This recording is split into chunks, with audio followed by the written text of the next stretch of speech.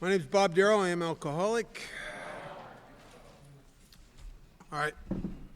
One of the last things it says in the sex inventory, if this becomes troublesome, we throw ourselves the harder into helping others. It quiets the imperious urge when to yield would mean heartache. So if in your groups, if you see some old-timers that are doing a lot of 12-step work, and you think to yourself, well, these are just kind, altruistic, giving people. It may not be the truth. It may be that they have a lot of really sick relationship problems, and so they're doing what the book said and throwing themselves the harder into helping others.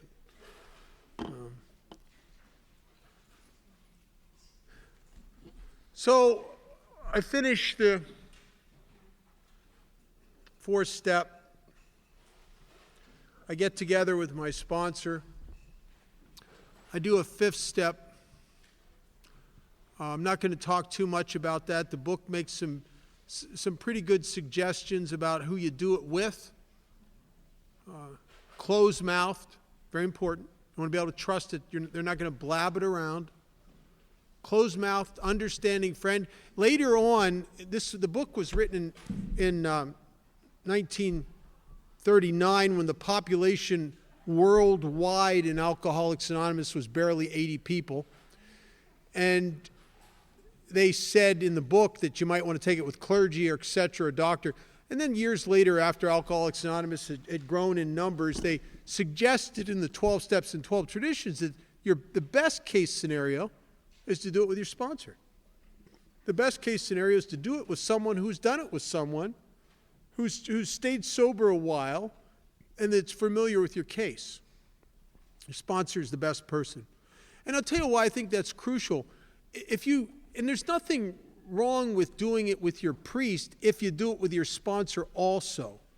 And the reason that it's important to do it with one person is that you're going to need some very specific direction and accountability in the 8th and 9th step process.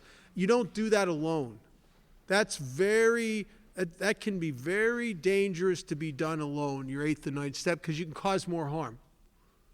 And so if your sponsor heard your 5th step, so he gets it, he gets what's going on, so when it comes time for your 8th and 9th step, he's on board. And he's familiar with the suggestions in this book of the things to do and the things not to do. So that's your best case scenario, and to do it. It's dangerous to sit on this stuff. I had one sponsee who started his 4th step when he was a little over a year sober, and he didn't do his 5th step until he was over 3 years sober. And by the time he did his 5th step, he was carrying a machine gun in his Bronco because they were back. Do you know what I mean? He just incrementally got more anxious and more uptight and more because once you open that can of worms, you want to get through to the other side as quickly as possible. A torturous thing is to write an in-depth, honest, genuine 4th step and then sit on it for a year or two. I think that's just crazy-making stuff. So you want to proceed as quickly as possible. And that takes us to the transition between step 5 and step 6 and 7. It's on page 75. It says, this is immediately after taking your 5th step. It says you return home and find a place where you can be quiet for an hour. Carefully reviewing what you have done. So you're going to look back over your 4th and 5th step. You're quiet, it's just you and God. Got the 4th step right there. You're going to take a look at it, look at what you did, remember what you talked about with your sponsor. There's a prayer, the next action. We thank God from the bottom of our heart that we know Him better. I had a guy years ago ask me, he said, it was kind of a good question. He said, well, it says we thank God from the bottom of our heart that we know Him better, but what if you don't feel like you know Him better? And I thought, well, that's a good question, I guess. And well, you know something? It doesn't say we thank God from the bottom of our heart that we know Him better if we feel like it. It just says do it. And maybe it's a leap of faith. Maybe what you really feel is tired and washed out. But we're trusting that we have just removed some of the things that have been between me and God, and I actually am closer to Him. And so we trust in that, and I thank Him for the opportunity. I take this book down from the shelf, turn to the page which contains the 12 steps, carefully reading the first 5 steps, first 5 proposals, and then there's another prayer. And this is an important one. I ask if I've omitted anything, because I'm building an arch through which I shall walk a free man at last. And it is not uncommon to go home after a 5th step, get quiet with God, look over what you just did, say to God, God, is there anything I left out? And all of a sudden, something will just float to the surface, almost like one of those 8 balls you turn over and the thing floats up to the top. And it wasn't even that you were consciously leaving it out. It's just that it was ferreted so deep down in your consciousness that now that you've got all this other stuff out, you've opened a channel between you and God. Some graces come in, and the graces kind of floated the rest of the stuff. It's not uncommon that stuff will come to the surface over the next year, things that you weren't conscious of before, and maybe even beyond that. And that's perfectly all right. If you're at home, you say the prayer, something flies to the surface, something comes up, and you thought, oh my God, I didn't say that, I needed to call my sponsor. Perfectly all right. I've had that happen several occasions. 45 minutes, I send a guy home, 45 minutes, he called me up.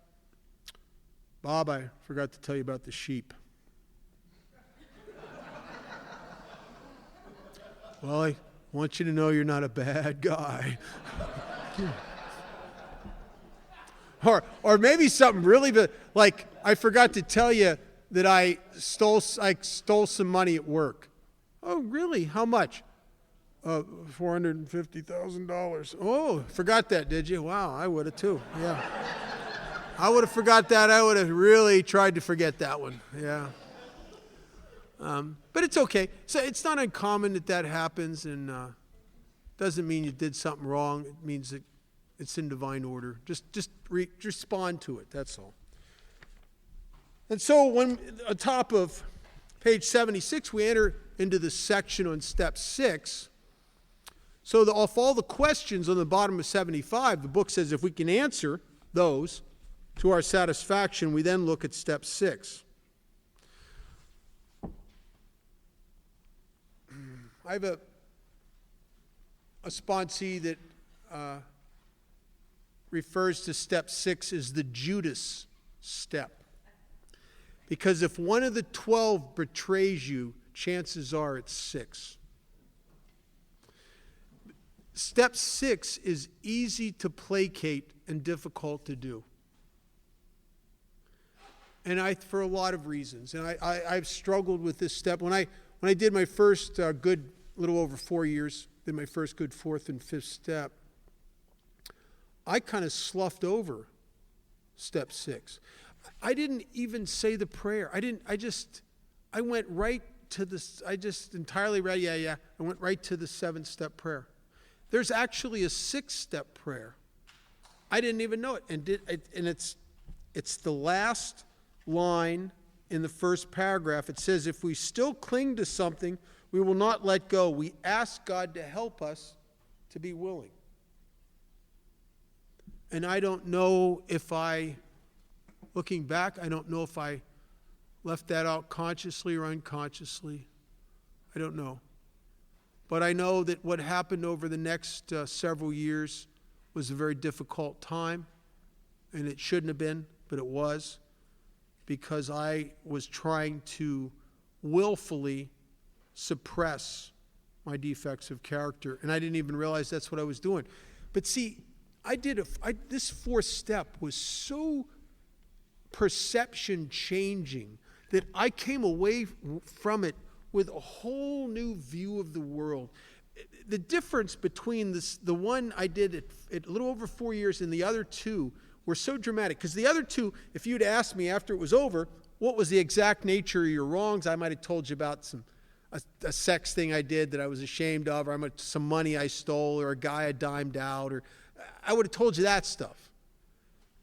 When I came out of the backside of this one, if you'd asked me, I would have told you how wrong I had been about my mother and father. How wrong I'd been about my sister. How wrong I'd been about my exes. How wrong I'd been about the bosses I'd worked for and the people I thought had turned on me. Because now I'm looking at it from an entirely different angle and I'm wrong. Imagine the ego reduction. What does the ego do the best? It judges. And I've just taken all my judgments, which are in resentments, fears, and then my perception of sex and all my judgments there, and I've dismantled them all bit by bit. It's like every resentment is a case you build against someone, and you just go through every one. Oh, wrong about my mom, wrong about. You can almost feel the ego just notching down. And just to have it right there, how wrong you are. I'll tell you what happened to me. I came out the backside of that fifth step. There was such a peace inside me because I knew I didn't know nothing.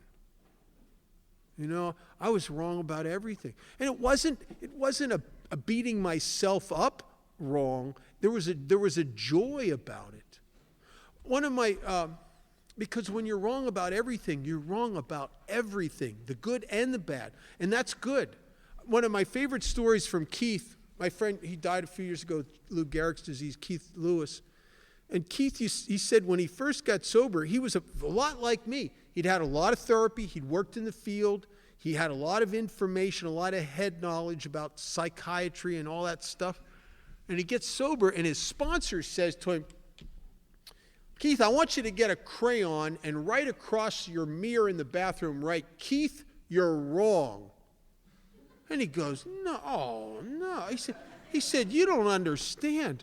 I have a low self-esteem problem. That wouldn't be good for me. His sponsor says, just do it. Keith, you're wrong. So he goes home and he writes, oh, this is stupid. Keith, you're wrong. About 2 days later, wakes up in the morning and he knows he's not going to get to see his kids and his wife and never going to see them again. And this job it's not working out, and he doesn't know where he's going to get another one. He's probably going to be homeless. Why does he think he's going to stay sober? He never stayed sober before. And oh my God, what's the use of even getting up today? This is just horrible. Your boss doesn't like you, and it's a bad job. And you know, geez, I probably have a terminal disease. I can feel it coming, you know. And he's just on. And he's sinking into this deep depression. And he walks into the bathroom and he looks in the mirror and says, Keith, you're wrong. And he goes, oh, thank God. Oh.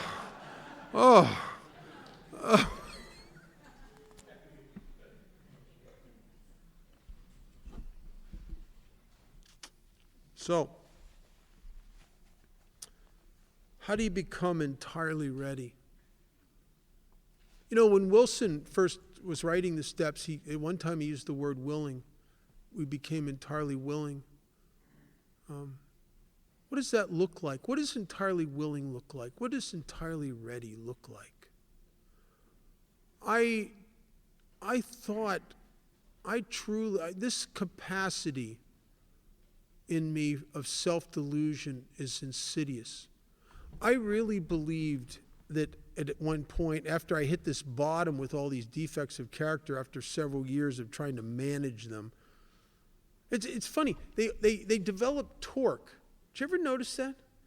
When it's like there's a law in the universe that for every action there's an opposite and equal reaction. If I willfully suppress something, it gains torque. There's a part in the book, it talks about that on page 101. And this is really a very accurate description that happens to a lot of us that willfully try to change our own lives and don't have the power to do it. On 101, it's in the second full paragraph, it's talking about schemes for combating alcoholism. Now, I don't think alcoholism has that much to do with drinking. I think the real alcoholism that I struggle with is what happens to me once I get sober, right? And it says, in our belief, any scheme of combating alcoholism which proposes to shield the sick man from temptation is doomed to failure. If the alcoholic tries to shield himself, he may succeed for a time, but he usually winds up with a bigger explosion than ever. We have tried these methods, these attempts to do the impossible have always failed. And what I'd do is I'd have certain things that are just obviously objectionable from my fourth and fifth step. I get it. And I would try to suppress these things, and then I'd do good for a time, and then I'd have an episode. Maybe where I'm trying to suppress my anger, and then I fly off the handle at someone, and I'm embarrassed. Or maybe I'm trying to suppress my lust, and then I suppress it so long that I'm so vulnerable that I make a bad choice and I go with someone I should never, ever, ever, ever have gone with. And it's like they gain torque. And what am I really doing is I don't really want God to take this. And I started to say that willingness prayer, and what I discovered is I don't really want God to remove the defect. I want him to remove the consequences. I'd like to it's like I want to keep drinking. I just don't want the rests and the hangovers. I want God to take the concept, and I wanted to do that with the defects. And why? Why would I do that? Oh, because I've depended on them for decades for security. All my defects of character, in effect, are defective defense mechanisms. What is anger? Except a defense mechanism when I'm threatened. So people won't take advantage of me. So you won't roll over me. So you won't punk me out. So you won't make me look bad. It's a defense mechanism. What's lust? Except a defense mechanism against a world that scares me because I feel so separate from everybody in the universe, and I feel so alone. And I don't know how to do intimacy, so I settle for lust and sex. It's a defective defense mechanism because it just makes you feel more lonely afterwards. And just like anger, you think anger is going to protect you, but if your rages and your violence and all that stuff actually attracts more hostility. And so I start saying this willingness prayer, and things start moving around in the universe and in my experience, slowly, very slowly. And one of the great things that I've always done is I've always done service in Alcoholics Anonymous since I was brand new, and I've sponsored people I've tried to sponsor people since I was brand new. I was horrid at it for a while because I didn't know what I was doing, but some guys started staying sober. I got one guy that's got over 35 years. I think he's my longest continuous sponsee. I was terrible in the beginning because I didn't know what I was doing. Because if you sponsor people, what happens is they become a reflection of you in a way that you never imagined. Sponsees and new people are often like ADD children. I mean, you really got to keep your eye on them in your home group because sit up straight. Don't take that out of your mouth. Don't touch her. Stop that. No, you really got to kind of watch them. Because they're just spitting with good ideas. Just woo. You got to watch them, and just like kids, they will emulate not your good. If you're a sponsor, they don't emulate. They watch for the negative stuff, and then they'll emulate that. Did you ever notice a little kid? You can have impeccable language around a little kid. Just say words like love and God, and they never copy those words. You say the F word one time, they'll grab that out of the air and go around and say it everywhere they can. Just, oh my God, I did that as a kid. And sponsees are like that. They'll pick up your selfish behavior, their self-serving behavior, and they'll start emulating that. And if you're like me, I don't think you can sponsor people without falling in love with them to some degree. And then you start getting that you're the bad example in their life. Wow. Wow. And this is one way to become entirely ready. When you start to wake up. That these I was sitting in a restaurant one time with a bunch of guys I sponsor. I'll never forget this. And one of the guys is going on bad rapping all the people in our home group, everybody that's not at that table, he's talking crap about. And I got fed up with it. And I finally said, stop it. Just stop that. Where do you get that from anyway? And one of the other guys starts laughing. I said, what are you laughing at? He said, well, you were doing that last week. Ooh. And I was too. Well, I wasn't really gossiping. I was informing people. I was embarrassed. I was embarrassed. And I really came away with that from a desire, somewhat a desire to not do that anymore. But I still didn't represent someone who was entirely ready or entirely willing. There's an old adage that without God, I can't, but without me, he won't. There's another old adage that willingness without action is fantasy. And everywhere in Alcoholics Anonymous, it seems to be a call for action. It's as if I have to show up in life like I mean this stuff, and then God does the rest. I show up, position myself as if I mean it, and I catch the grace, and God takes me where, just like a sail catching the wind on a boat, it takes you where you need to do, but you got to learn how to set the sail.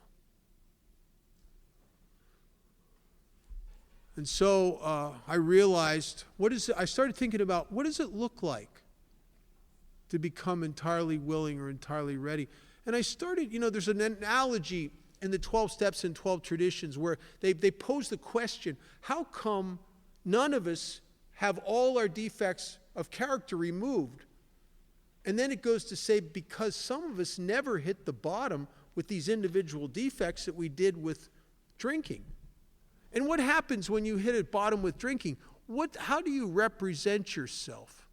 I don't know about you, but I'll tell you what I looked like. If you would have watched me in my first year of sobriety, you'd have seen a guy going to 15 to 20 meetings a week. You'd have seen a guy who was afraid to make a move without talking to his sponsor. You'd see a guy who was saying yes to every service commitment and thing Alcoholics Anonymous put in front of him. You would have seen a guy who looked a little squirrely, but you couldn't help but look at me and say, well, for nothing else, he's willing. Because I was showing up like someone who was willing. And what I've discovered in my life, if I can do the same thing with anything else that plagues me, if I can demonstrate through my actions that same level of willingness, I know for sure in time it's taken away. I've had this happen so many times. I remember in my first couple years, 3 years of sobriety, I tried to quit smoking 3 times. And I tell you, I couldn't. I could not quit. The best I ever did was 3 weeks of misery. It was so bad that I had friends of mine in AA wanting to buy me cigarettes. They want, no, really. They just, you shouldn't quit. You're better off smoking. Just smoke. And I just got so demoralized by it that I surrendered. I knew I couldn't quit. I knew I don't have what it takes. Some of you may have run into that problem in other areas. Gossip, lust, gambling, all kinds of stuff. Anger, rage, depression, where you just obsessively think about yourself until you spiral into the pit. Maybe you've had this, and you can't will it away. You can't make it go away. And I couldn't stop smoking. And it's funny how God works. He's a great choreographer. I was involved in general services at DCM, and I went to a PRASA, which we have as a Pacific Region Area Service Assembly. And I was on a panel, and between sessions, I was sitting in the coffee shop, and I was overhearing a conversation between two AA members from San Francisco in the next booth. And the guy said something, got my attention. The one guy said to the other guy, he said, "So when did you quit smoking?" And the other guy said, "Oh, I never quit." And the other guy said, "Well, did you ever smoke?" And he said, "Oh, yeah, over 2 packs a day." And he said, "Well, you must have quit somewhere, because I've known you for 6 years. I've never seen you smoke." And the other guy said, "Well, actually, I haven't had a cigarette in about 8. And he said, "Well, then you quit." He said, "No, I didn't. I couldn't quit." And he said, I don't understand. What'd you do?" He said, I realized the truth. I couldn't quit. So I just started asking God for the desire not to smoke without the intention of quitting. And I remember I was sitting there listening, and I thought, well, I can't quit, but I could do that. I could just say those words. What would I have to lose? I'll say them a couple times a day, a matter of fact. And I came home the next morning. I'm lighting up a cigarette as I'm saying to God, "Hey, I'm not quitting, but, if you want to give me the desire not to smoke, that'd be cool." Really. And I'm not quitting. I would tell him, I ain't quitting. I ain't going to do that to myself again. I am not quitting. And I did that. A couple times a day, I'd just say, I'd ask him for the desire not to smoke, and I'm not going to quit. And I bet you it was probably 6 months of that. Every day. 6 months of expressing through my actions a willingness. And I woke up one morning, and something had shifted inside me. I was afraid to believe it. And I remember I had the cigarettes laying right there next to my bed in the ashtray. I woke up, and I didn't reach for the cigarette. And I just said, "Thank you for the desire not to smoke, and I'm not quitting, but I'm not going to light that first one just yet." I haven't had a cigarette since. That was 30-some years ago. And I didn't do that. I didn't do that. And this is not a fluke. I've told at least 10 people about that, and they've done the same thing. The problem is we have short attention spans. And God doesn't work quickly. I mean, we all want to say a prayer and have balloons fall from heaven and to change it, but it doesn't work like God's very slow because he's very old. You can't give God the bum's rush, man. I'm telling you, one of the hardest things is to persist in a willingness, because you're really persisting at positioning yourself to catch the grace. And it takes a while. I did the same thing with gambling. And I'll tell you, defects are funny because they come back, and they come back in different forms. I didn't place a bet for about 25 years. I hit a bottom at a year and a half sober. Terrible, terrible bottom with gambling. I didn't place a bet for almost 20-some years. And then I retired. I sold my company, got a lot of money. Crazy, crazy money. And my head said to me, this is not the good voice either. This is the one you should stay away from. It said, well, you need to invest that. You should put it in the stock market. The better voice said, oh, Bob, that's like gambling. The bad voice said, no, it's not, it's investing. And maybe if you weren't like me, it would be. But I took some money and I put it in the stock market, and within 6 months, I'm on the computer 6-7 hours a day. You can't get in my car without listening to Jim Cramer or Bloomberg. I mean, I'm reading stuff. At one point, I was so insane, I had $1 million in margin, which, if you don't know anything about the stock market, let me just tell you something. That'll make you insane. That will give you shifts. I mean, that'll just blow the top of your... One day, you're the smartest guy in the world. The next day, you're wondering if you should just kill yourself. I mean, it's like this roller coaster ride. It's brutal. And I can't stop. And it's not about the money. It's about the spiritual condition. And I can't stop. And I'll tell you, the day that it started to change, thank God I've always sponsored people. And a guy I sponsored called me up in the morning, and he's having a bad time. He's in a relationship breakup, and he's frightened. He's in a bad space, and he's talking to me, and I'm on the computer, and I'm trading, and I'm just got my phone here. I'm going and he said, "What's that noise?" He could hear the keys on the computer. I said, "No, it's nothing." He said, "You're on the computer, aren't you?"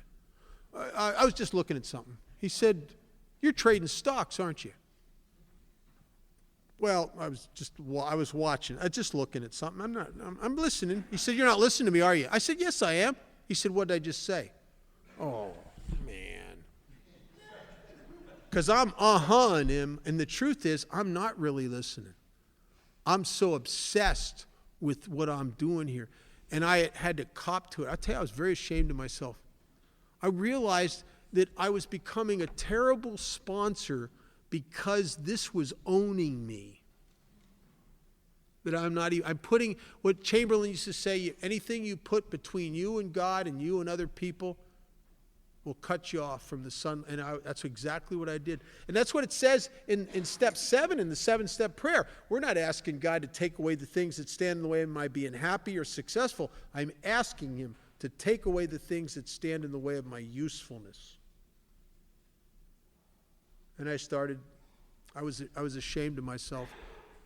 And you'd think that would be enough to get me to quit. I still couldn't quit. I went through days of saying to myself, that's it, I'm not going to do that. And I couldn't. I'm seduced right back into trading again. But I started to pray. And I started to ask God seriously every day, please just take this up off me. I can't stop. I need your help. And I started having these conversations with God, and it was about probably 5 months, maybe 6, I don't know. I didn't keep track. And I got up one morning, and I just got out of bed, and I went right to the computer, and I sold everything, and I didn't even look at the price. And I knew I was free. And I haven't been back to that. I haven't done that again since then. I had a problem with anger. I was sober a number of years, and I went off on a guy. I had some of my, we caught him stealing, and I'm not talking about small stealing. He stole a lot. And I had 2 of my employees caught him, and they had him spread-eagled over the trunk of his car. And I got there before the police, and we're waiting for the police to come. And I just, when I saw him, I did something to this day I'm ashamed of. I took him by the hair, and I just started banging his head against the hood of that car over and over and over again, until one of my employees grabbed me and said, "Don't do that. The police are on their way. You're going to get in trouble. You're going to make marks." And I stopped, and then it was like I came out of a whiteout or something. You know, this rage had come over me. And I was so ashamed of myself because the guy, here's the sad part, the guy was a potential member of AA, right? I thought, what a terrible example of Alcoholics Anonymous I was to him. And so I thought, I don't want to do this.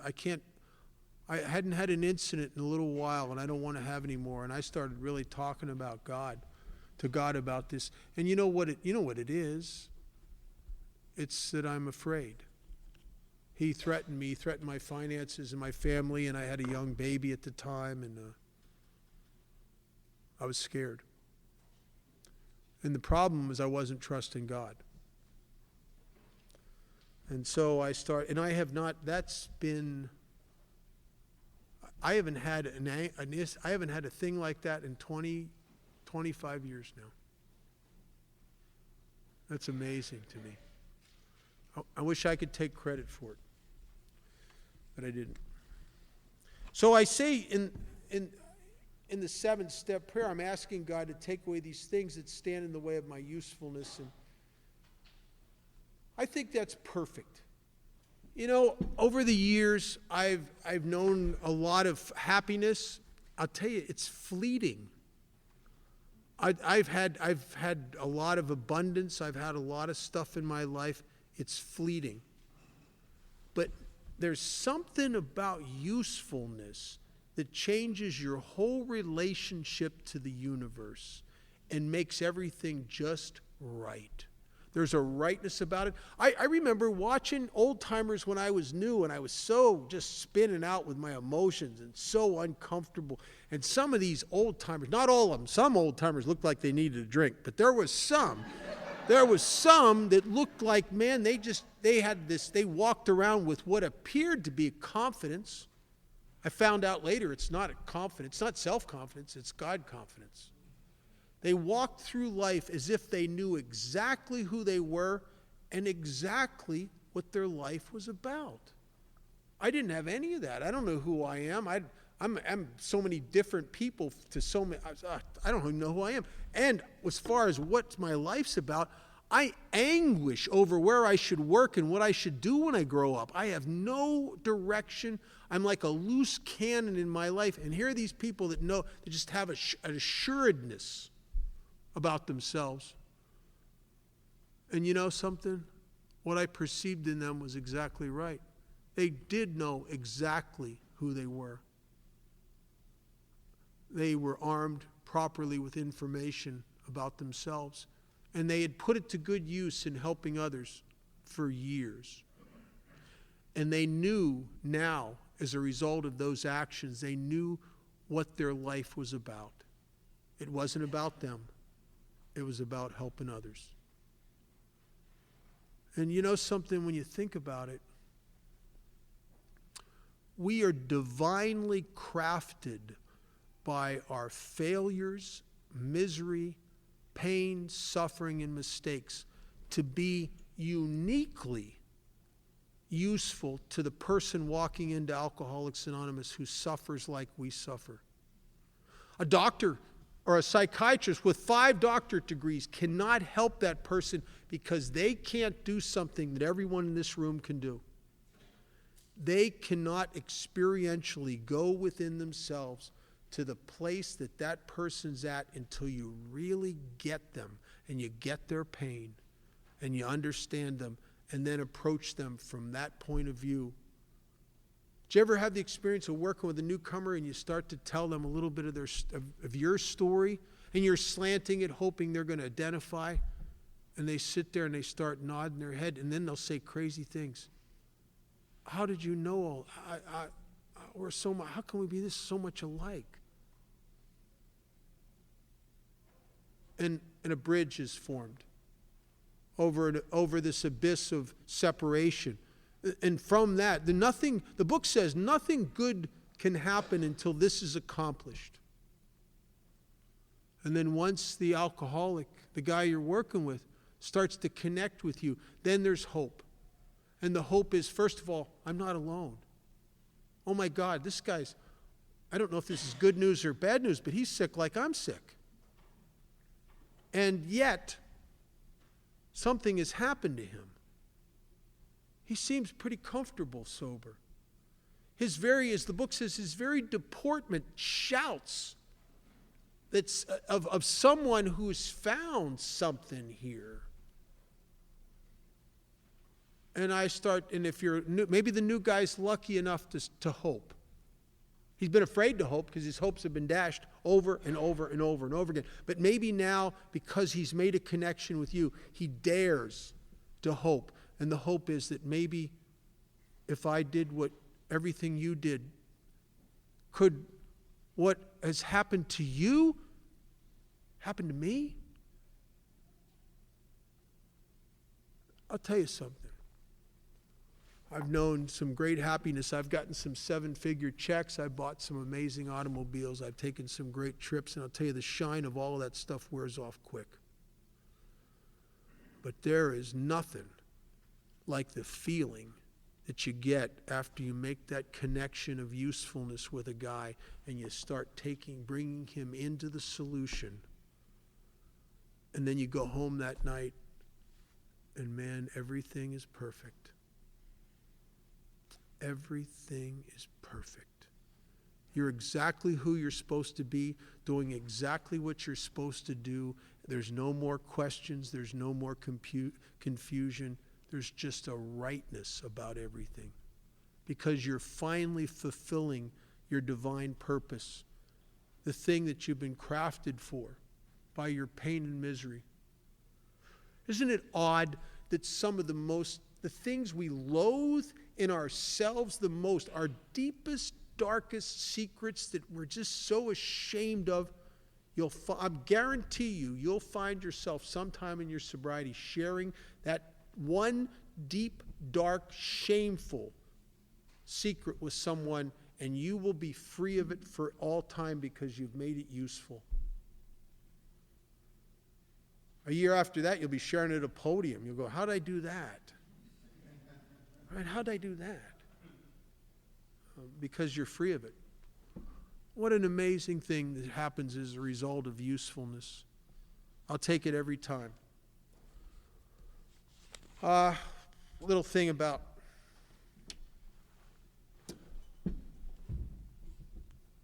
I think sometimes when Chamberlain used to say, this is a process of uncovering, discovering, and discarding. Part of the discovery is to discover the truth. That these defects of character that I think are defense mechanisms aren't helping, they're making things worse. Now, there may have been a time 20 years ago when it helped. When you went off and acted like a crazy, rageful person and you backed someone off. Now, 20 years later, it's gotten you into a lot of conflict and a lot of separation and a lot of loneliness. It's not working. It's not working. And you're starting to wake up to the truth. And as that's happening, hopefully something else is happening. You've had enough experiences in sobriety with God that you're starting to trust Him a little bit. There was a TV show on when I was a kid called Rescue 8. And there was this one episode where these two paramedics came out of the firehouse to go help distressed people. In this one episode, they come upon this scene, and there's this little girl, a cute little girl, but she's crying hysterically and seems to be in pain, and her arm is wedged up inside a vending machine, and her mother and father are there, and they've been trying to get the arm out, and it just hurts her. They can't get it out. It's stuck up in there, and they don't know what to do, and now the fire trucks are showing up, and the firemen are unloading acetylene torches and electric saws, and they're talking about plans of cutting the door off around the girl's arm, which is freaking this little girl out, freaking the parents out. And the one paramedic's watching the whole thing. And he walks over and he kneels down next to the little girl. And he says, "Sweetheart, do you have something in your hand?" She goes, "Uh-huh." "What do you got in your hand?" She says, "A candy bar." "Will you let go of it?" "No, it's my candy bar. It's my candy bar. It's my anger. It's my gossip. It's my porno. It's my gambling. It's my sugar. It's my... She ain't letting go of that candy bar. And he gets it, and he backs away. Stands there for about a minute and watching her, and then he comes back over and kneels down to her. And she's looking at him like, "What do you want?" And he said, "Sweetheart, I'm just here to make you a promise." And she said, "What?" He said, "I will promise you 2 brand new candy bars if you'll let go of that crumpled one up that's no good anymore. And she says, really? And he says, I promise you. And because she trusts, she lets go of the candy bar and her arm slides out of the vending machine. What's your candy bar? Do you really want it? How's that been working for you? Do you trust God that he'll replace it? If you let go of it, he'll bring something else into your life? I've watched guys stay in brutal relationships for years. It just, oh, okay. Oh, you got another black eye, do you? Yeah, she loves me. Yeah. Why don't you get out of that one? Oh, I don't know if I'd ever find anybody as good to me as her. What? What? What are you talking about? But he's afraid to let go of the candy bar, right? And it's a worthless candy bar. And they say that when one door closes, another opens up. But you got to get your fingers out of the one that closed. Let's take an 8-minute break.